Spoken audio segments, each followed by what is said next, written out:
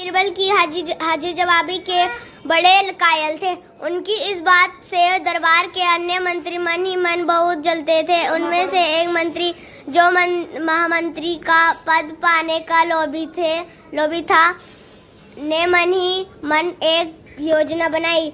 उसे मालूम था कि जब तक बीरबल दरबार में मुख्य सलाहकार के रूप में है, उसकी यह इच्छा कभी पूरी नहीं हो सकती।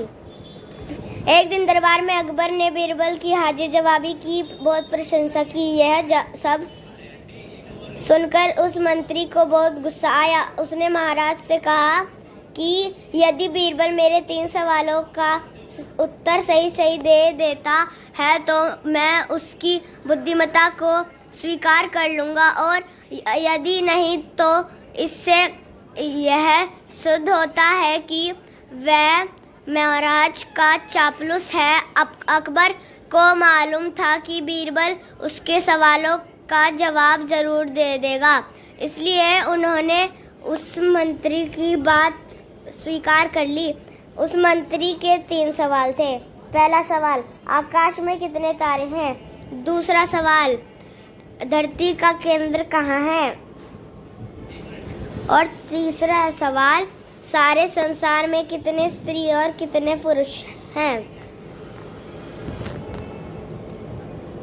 अकबर ने फौरन बीरबल से इन सवालों के जवाब देने के लिए कहा और शर्त रखी कि यदि वह इनका उत्तर नहीं जानता है तो मुख्य सलाहकार का पद छोड़ने के लिए तैयार रहे।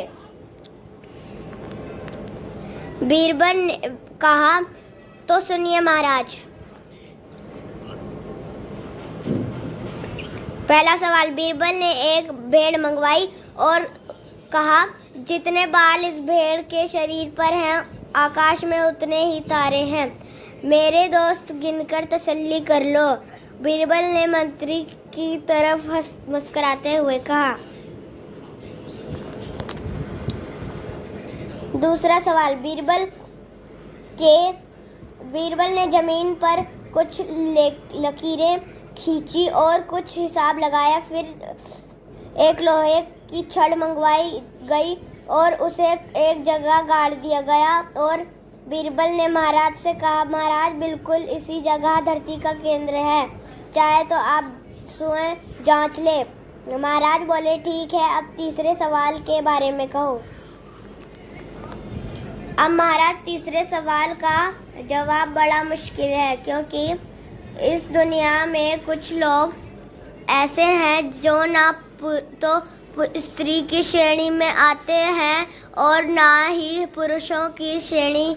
उनमें से कुछ लोग तो हमारे दरबार में भी उपस्थित हैं, जैसे कि ये मंत्री जी। महाराज, यदि आप इनको मौत के घाट उतरवा दे तो मैं स्त्री पुरुष की सही संख्या बता सकता हूँ।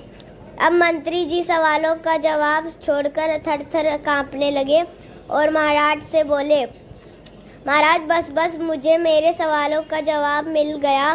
मैं बीरबल की बुद्धिमानी को मान गया हूँ। महाराज हमेशा की तरह बीरबल की तरफ पीठ करके हंसने लगे और इसी बीच वह मंत्री दरबार से खिसक गया।